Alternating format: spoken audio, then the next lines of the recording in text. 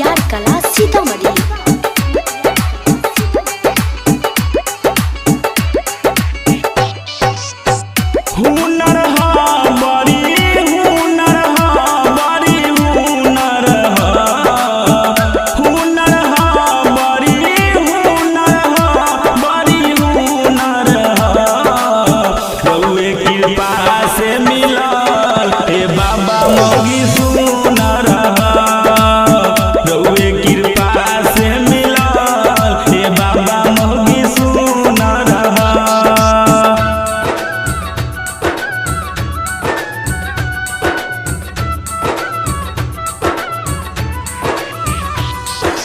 DJ विकास मटियार कला सीतामढ़ी।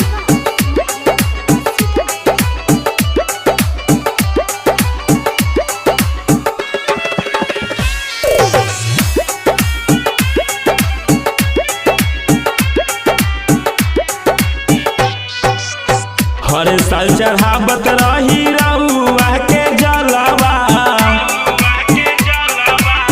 दई दिन बाबा ओकर हमारा के फलवा।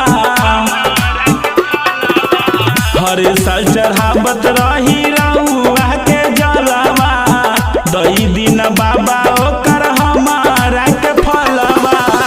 हुनर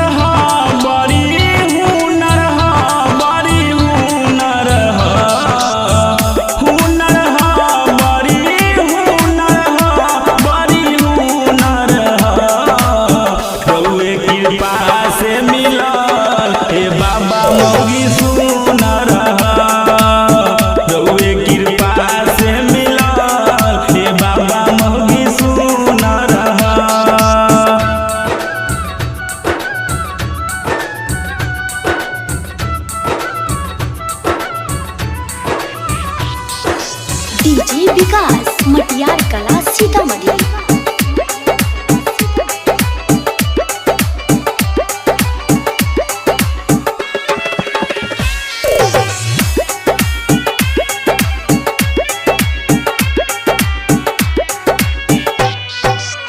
सबका से नीमन मिल गईले वाइफ हो,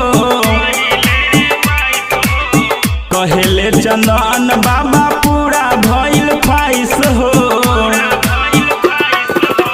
सबका से नीमन मिल